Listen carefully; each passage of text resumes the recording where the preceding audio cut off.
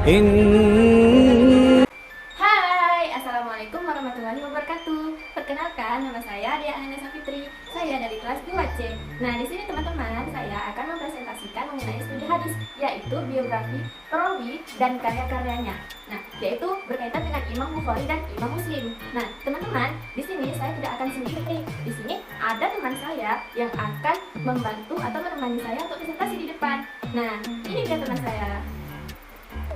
Hai, perkenalkan nama saya Pika Safitria. Di sini saya bersama dia ingin mempresentasikan materi yang berjudul studi hadis. Jangan lupa ditonton ya teman-teman, tonton sampai habis. Oke, baik teman-teman semuanya, sebelum kita memasuki materi inti di sini, saya akan memberikan pencerahan sedikit, disebut juga dengan pendahuluan. Nah, jadi di sini saya akan menjelaskan mengenai pengumpulan dan juga pembukuan hadis itu terus berlanjut dari masa Rasulullah. Nah, pada masa sahabat juga ada, kemudian pada disambung lagi pada masa tabi'in, tabi'at tabi'in, dan masa keemasan lainnya. Nah, kemudian pada sekitar tahun 200 sampai 330 Hijriah itu terjadi masa keemasan hadis. Nah, di situ pada masa keemasan pembukuan hadis itulah yang banyak para karya ulama hadis yang terkenal. Nah, jadi rujukan-rujukan itu bisa dijadikan untuk masa selanjutnya. Nah, kemudian pada abad itu juga muncul para kritikus dan juga ulama-ulama yang sangat terkemuka. Nah, hal tersebut yang lebih penting yaitu lahirnya kutub as-sittah, yaitu kitab hadis yang 6 atau sejenisnya. Nah, yang memuat hampir seluruh hadis Nabi. Nah, sudah dikenal luas di seluruh kalangan kaum muslimin juga nih teman-teman. Nah, yang hampir seluruh penjurunya itu sudah mengetahuinya.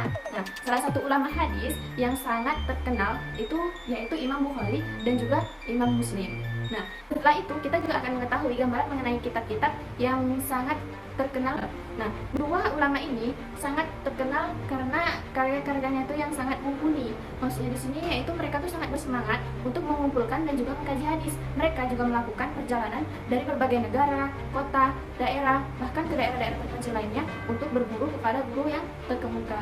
Oke, baik teman-teman, di sini saya akan menjelaskan mengenai materi pertama yaitu tentang biografi Imam Bukhari. Nah, jadi Imam Bukhari itu adalah Amirul Mukminin fil hadis. Nah, jadi beliau memiliki nama lengkap yaitu Abu Abdillah Muhammad bin Ismail bin Ibrahim bin Al-Mughirah bin Al-Barzibah Al-Jufi Al-Bukhari. Nah, ia lahir di Bukhara pada Jumat 13 Syawal 194 Hijriah, yaitu pada tanggal 21 Juli 810 Masehi. Nah, seakan kelahirannya itu menemani awal bulan baru pada tahun Hijriah. Nah, jika diteliti, Imam Bukhari lahir 100 tahun setelah wilayah Bukhara dibuka dan penduduknya memeluk agama Islam. Imam Al-Bukhari pernah mengalami kebutaan. Nah, tetapi berkat ketekunan doa ibunya, beliau dapat kembali seperti semula ataupun sembuh dari kebutaannya. Nah, maka akhirnya Bukhari yang kecil bisa kembali melihat seperti sedia kala. Nah, Al-Bukhari juga telah mengkaji hadis sejak berusia 10 tahun. Nah, pada usia 11 tahun, ia sudah berani mengkoreksi ulama yang keliru dalam menyampaikan hadis. Dan kemudian setelah sekian lama ia menjelajah ke berbagai negeri untuk mengumpulkan dan menyeleksi hadis, dapat mengukir prestasi yang sangat luar biasa. Nah, itu dalam menyusun hadis sahih yang paling valid. Imam Bukhari kemudian wafat di Kartan, sebuah desa kecil yang berjarak 6 mil dari kota Samarkand. Tepatnya ketika beliau sedang melakukan kunjungan ke daerah dekat Samarkand semasa kecilnya. Nah, pada malam Idul Fitri tanggal 1 Syawal 256 Hijriah atau 31 Agustus 870 Masehi, ketika berusia 62 tahun kurang 13 hari dan tanpa meninggalkan seorang anak satupun. Oke, baik teman-teman, di sini saya akan lanjutkan kembali kali mengenai guru dan juga murid Imam Bukhari. Nah, Imam Bukhari adalah seorang pembelajar yang ulet. Beliau sekaligus murid dan juga guru yang sangat baik. Nah, dimanapun ilmu dan hadis itu berada, maka ia akan cari hingga bertemu gurunya, walaupun itu di tempat yang sangat jauh. Nah, di sini saya akan menyebutkan nama-nama guru yang telah digurui oleh Imam Bukhari. Yang pertama yaitu ada Imam Ahmad bin Hambal, nah kemudian ada Ali bin Al-Madini, kemudian Yahya bin Al-Ma'in, kemudian Muhammad bin Yusuf Al-Fiyabi, kemudian Maki bin Ibrahim Al-Baiki, kemudian ada Muhammad bin Yusuf Al-Baikandi, dan ada juga Ibnu Rohalah dan lain-lain. Nah, kemudian selain berguru, Imam Bukhari juga meriwayatkan atau mewariskan ilmunya kepada murid-muridnya. Ia pun mempunyai banyak murid yang meriwayatkan hadis darinya. Nah, adapun murid-murid Imam Bukhari yang sangat terkenal yaitu yang pertama Muslim bin Al-Hajjaj, kemudian At-Tirmidzi, kemudian ada An-Nasa'i, kemudian ada Ibnu Khuzaimah, kemudian ada Ibnu Abu Daud. Oke, baik. Di sini kembali saya akan menerangkan mengenai karya-karya dari Imam Bukhari. Nah, perjuangan Imam Bukhari memperdalam dan juga mengumpulkan hadis sangatlah luar biasa. Demi ilmu yang ingin beliau dapatkan, beliau rela menjelajahi sebagian besar penjuru dunia atau penjuru negeri ini. Dengan semangat yang tinggi, ia belajar kepada para ulama yang terkemuka. Karena keuletan beliau mampu menulis banyak kitab. Nah, di antara kitab-kitab yang beliau tulis antara lain yang pertama yaitu Sahih Bukhari, kemudian Tarikh Al-Saghir, kemudian ada Tarikh Al-Awsat, kemudian ada Al-Adab Al-Mufrad, ada juga Al-Qiraah, Khaif Al-Iman, kemudian ada Al-Musnad Al-Kabir, kemudian ada Al-Wuhdah, kemudian ada Al-Ashibah, ada Al-Sami'ah, Sahabah, kemudian Birrul Walidain, kemudian ada Al-Kuna, ada Raf Al-Yadain fi As-Sahabah, ada Al-Ilayn fil Hadis, kemudian ada Ad-Du'afa.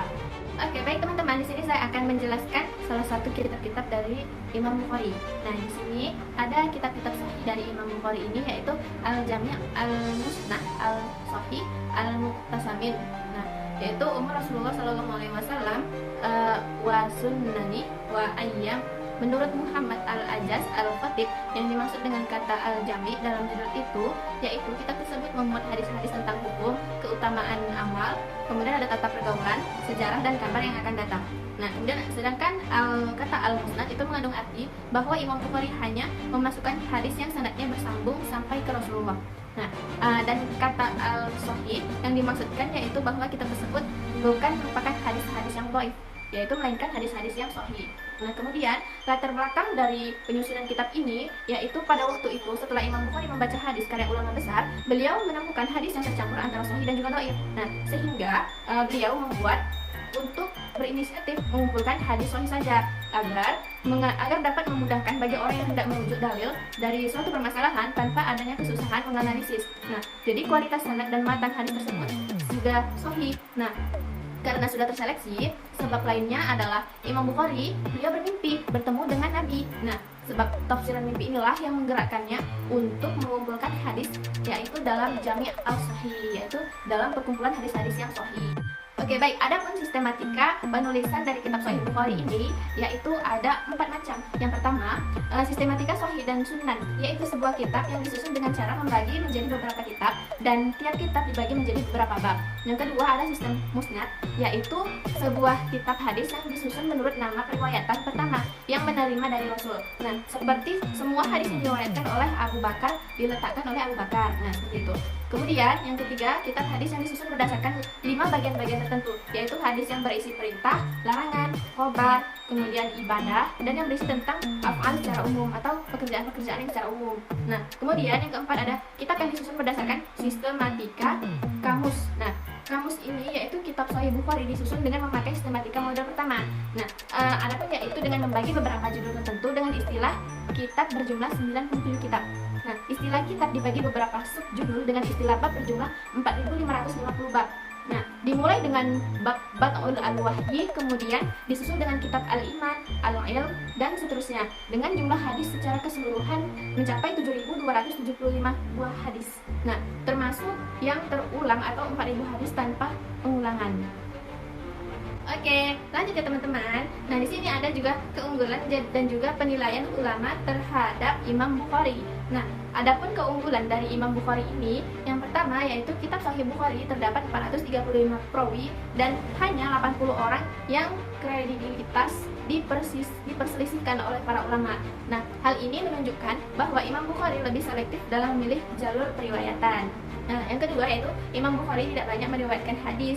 Nah, melalui jalur para perawi, kontroversi yang ada dalam kitabnya itu pun sangat kecil. Nah, yang ketiga, kebanyakan perawi kontroversial yang diriwayatkan oleh Imam Bukhari adalah guru-gurunya sendiri yang pernah ia temui dan ia ketahui sendiri tingkat kredibilitas mereka. Nah, yang keempat, dalam Sahih Bukhari, hadis yang diriwayatkan dari jalur para perawi kontroversial hanya dijadikan sebagai periwayat penguat, bukan sebagai periwayat ulama atau dengan periwayat utama. Nah, kemudian pada Sahih Bukhari ini sangatlah ketat. Beliau tidak mau menerima hadis yang tanpa adanya bukti-bukti yang kuat. Nah, kemudian adapun penilaian ulama terhadap Imam Bukhari, yaitu penilaian terhadap kitabnya, yaitu mencakup kritik dan juga puji-pujian yang menunjukkan kepada Imam Bukhari oleh Dar Al-Qutni yang berkenaan dengan 80 periwayatan dan 110 buah hadis yang tidak memenuhi standar tinggi sebagaimana hadis-hadis Imam Bukhari yang lainnya. Nah, kritikan ini merupakan sanggahan oleh Ibnu Hajar Al-Asqalani. Nah, karena setelah diadakan penelitian secara seksama yang dikatakan oleh Dar Al-Qutni sebagai hadis mu'allaq bahkan munqati, ternyata semuanya marfu dan juga muttasil. Mencermati penilaian baik yang mengkritik maupun yang memuji, nampaknya yang mengkritik ini sangat menyoroti isi kitab ini secara mendetail, sedangkan yang memuji lebih menyoroti secara umum kitab tersebut adalah karya seorang yang pantas untuk dinilai secara demikian. Nah, jadi itu teman-teman pandangan para ulama terhadap kitab Imam Al-Bukhari, yaitu ada juga yang mengkritik dan ada juga yang memuji. Jadi intinya dua itu. Baik, itu tadi penjelasan dari saya mengenai kitab Imam Bukhari. Nah, di sini akan dilanjutkan oleh teman saya nih teman-teman berkaitan dengan Imam Muslim. Baiklah teman-teman, di sini saya akan melanjutkan materi selanjutnya dari teman saya. Nah, adapun materi selanjutnya yaitu tentang Imam Muslim. Nah, materi yang pertama yaitu ada biografi Imam Muslim. Imam Muslim ini memiliki nama panjangnya atau nama lengkapnya yaitu Imam Abdul Husain Muslim bin Hajjaj bin Muslim bin Kaushal Al-Qusairi dan Al-Naibusari. Nah, beliau lahir pada tahun 204 Hijriah atau 820 Masehi di kota Naisabur, yaitu kota di mana kota Naisabur ini sebuah kota kecil di Iran bagian timur laut. Nah, Imam Muslim di sana secara tekun telah mengkaji hadis sejak kecil. Pada usia 12 tahun, ia melakukan perjalanan untuk mempelajari hadis. Nah, tempat yang menjadi tujuan studi untuk pertama kalinya yaitu di kota Mekah pada tahun 220 Hijriah.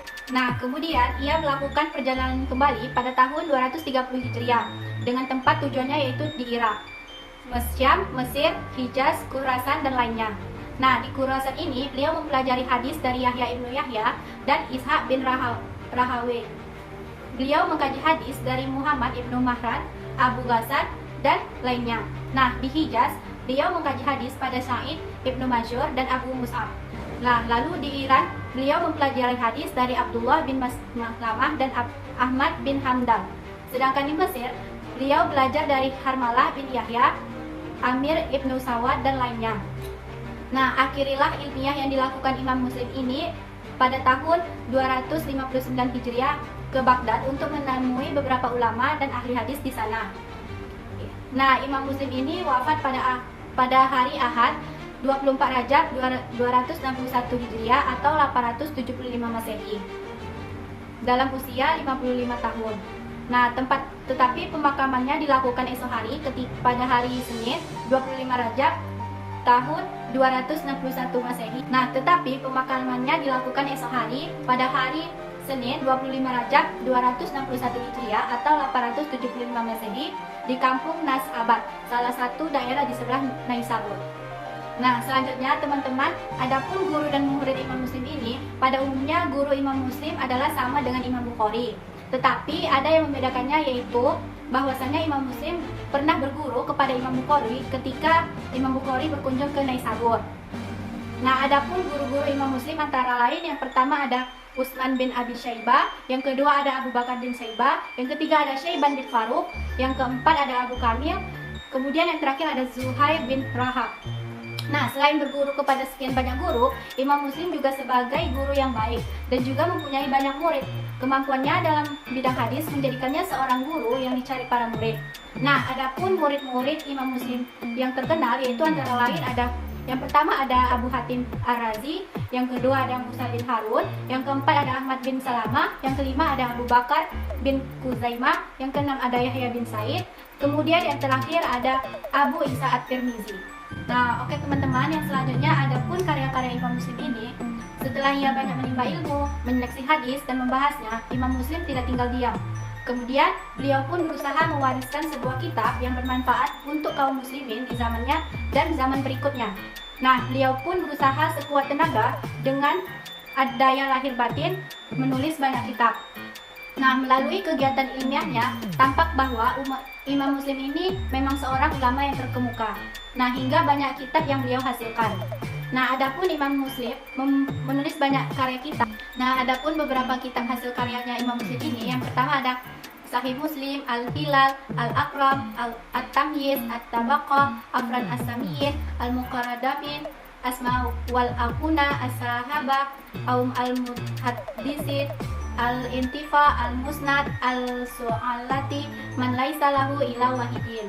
Nah, oke teman-teman, materi selanjutnya yaitu tentang kitab Sahih Imam Muslim. Nah, kitab Sahih Imam Muslim ini merupakan himpunan hadis Sahih karya Muslim yang judul aslinya ialah Al-Musnad, Al-Sahih Al-Mukhtasar min Al-Sunan bin Al-Naqli an Adil Al-Adil an Rasulullah Shallallahu alaihi wasallam. Namun lebih dikenal dengan nama Al-Jami'ah Al-Sahih atau Sahih Muslim. Nah, penyusunan dalam kitab ini memakan waktu 15 tahun. Imam Muslim pun mengerjakan proyek monumental ini secara terus-menerus. Proses persiapan dan penyusunan kitabnya beliau melakukan ketika sedang berada di tempat tinggalnya maupun dalam perjalanan ke berbagai wilayah. Nah, dalam penggarapannya itu, beliau menyeleksi ribuan hadis baik dari hafalannya maupun dari catatannya. Informasi lain menyatakan bahwasannya kitab Al-Jami' Al-Sahih atau Sahih Muslim ini merupakan hasil seleksi dari sejumlah 300.000 hadis. Kitab ini memuat hadis yang cukup banyak. Hanya saja mengenai penentuan jumlah hadisnya terdapat informasi atau pendapat yang berbeda-beda. Nah, menurut keterangan Ahmad bin Salamah, salah seorang sahabat Imam Muslim yang sekaligus sebagai penulis naskah kitab ini, ia menyatakan bahwasannya dalam Sahih Muslim memuat 12.000 hadis. Nah, sementara yang lainnya ada yang menyatakan berjumlah 7.275 hadis, 5.632 hadis, 4.000 hadis, dan 3.033 hadis. Kitab Al-Jami' Al-Sahih atau Sahih Muslim ini disusun oleh Imam Muslim dengan sangat sistematis. Nah, kitab ini diawali dengan muqaddimah atau pendahuluan yang sangat bernilai dan dapat dikatakan merupakan karya yang paling dini dalam bidang ilmu usul al-hadis. Nah, setelah muqaddimah, beliau mengelompokkan hadis yang berkaitan dalam suatu tema atau masalah pada suatu tempat. Namun perlu diketahui bahwasannya beliau ini tidak membuat nama atau judul kitab dalam arti bagian dan bab bagi kitabnya secara konkret seperti kita dapati pada sebagian naskah Sahih Muslim yang sudah dicetak. Nah, kemudian judul kitab dan bab sebenarnya tidak dibuat oleh Imam Muslim, tetapi dibuat oleh para pengulas kitab ini pada masa-masa berikutnya. Nah, di antara para pengulas yang nilai sangat baik dalam membuat kreasi judul-judul bab dan sistematika bab-babnya adalah Imam Nawawi dalam kitab Syarah Sahih Muslim. Nah, untuk mengetahui isi dan sistematika Sahih Muslim secara rinci dikemukakan tabelnya di dalam halaman akhir. Oke teman-teman, materi yang terakhir yaitu tentang keunggulan dan penilaian ulama terhadap kitab Sahih Imam Muslim. Nah, adapun yang pertama keunggulannya terdapat beberapa. Yang pertama, susunan isinya sangat tertib dan sistematis. Yang kedua, pemilihan matan hadisnya sangat teliti dan cermat. Yang ketiga, seleksi dan akumulasinya sangat teliti, tidak tertukar, tidak lebih maupun tidak kurang. Yang keempat, penempatan dan pengelompokan hadis ke dalam tempat tertentu sehingga sedikit kali terjadi pengulangan atau penyebutan hadis. Yang kelima, tidak adanya sembarangan penambahan atau pengurangan dalam kitab yang sahih sejak dari zaman beliau hingga kewafatannya. Yang keenam, di dalam Sahih Muslim ini terdapat 620 orang perawi yang meriwayatkan tidak disebutkan dalam Sahih Bukhari dan 160 orang yang kredibilitasnya diperselisihkan oleh para ulama. Yang ketujuh yaitu dalam hal ketersambungan sanad, Imam Muslim berpendapat bahwa riwayat mu'an'an dianggap bersambung selama kedua perawinya sezaman dan kemungkinan untuk saling bertemu. Nah, kemudian adapun penilaian ulama terhadap kitab Sahih Imam Muslim ini mencangkup kritik dan pujian yang ditunjukkan kepada Imam Bukhari oleh Darqutni berkenaan dengan 80 periwayat dan 110 buah hadis. yang tidak memenuhi standar tinggi sebagaimana hadis dan Imam Bukhari lainnya. Nah, adapun kritikan ini sanggah oleh Ibnu Hajar Asqalani karena setelah diadakan penelitian seksama yang dikatakan Daraqutni sebagai hadis mu'allaq bahkan munkati, ternyata semuanya mafrun dan mutasil. Mencermati penilaian baik yang mengkritik maupun yang memuji, nampaknya yang mengkritik menyoroti isi kitab ini secara mendetail, sedangkan yang memuji lebih menyoroti secara umum. Kitab tersebut adalah karya seorang yang pantas untuk dinilai demikian. Oke teman-teman, materi yang terakhir yaitu ada keunggulan dan penilaian ulama terhadap kitab Sahih Imam Muslim. Nah, yang pertama adapun keunggulannya terdapat beberapa. Yang pertama yaitu adanya susunan isinya sangat tertib dan sistematis. Yang kedua, pemilihan matan hadisnya sangat teliti dan cermat. Yang ketiga, seleksi dan akumulasi sanadnya sangat teliti, tidak tertukar, tidak lebih ataupun tidak kurang. Nah, yang kelima, penempatan dan pengelompokan hadis ke dalam tempat tertentu sehingga sedikit sekali terjadi pengulangan penyebutan hadis. Yang keenam, tidak ada sembarang penambahan ataupun pengurangan dalam kitab Sahih sejak dari zaman beliau hingga selepas kewafatan beliau. Yang ketujuh, di dalam Sahih Muslim ini terdapat 620 orang perawi yang riwayatnya tidak disebutkan. Nah, itu tadi teman-teman penjelasan dari Tika Safitri mengenai hadis Imam Muslim. Nah, sekarang sudah selesai materi kita teman-teman. Nah, saya akan membacakan kesimpulan dari materi-materi yang telah kami paparkan. Nah, kesimpulan dari sini yaitu Imam Bukhari adalah seorang ahli hadis yang sangat tenang.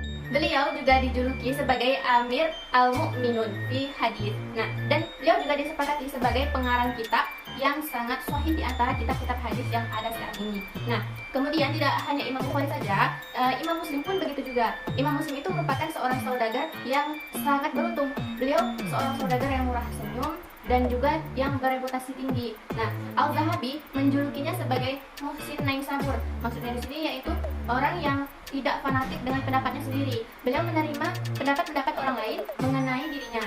Nah, jadi di sini tidak ada gengsi-gengsi di dalam diri Imam Muslim itu sendiri. Nah, kemudian beliau pun mempunyai kitab yang sangat berkualitas juga, sahih dan sangat benar keberadaannya. Nah, kemudian dengan demikian tidak menutup kemungkinan bahwa adanya kritikan-kritikan terhadap hadis-hadis Imam Bukhari dan Muslim itu menjadi kelemahannya. Oke, telah selesai sudah materi yang kami bawakan pada kesempatan kali ini teman-teman. Dan kami mohon maaf apabila ada kata-kata yang salah. Dan kami akhiri nun wal qalami wa ma yasurun. Wassalamualaikum warahmatullahi wabarakatuh.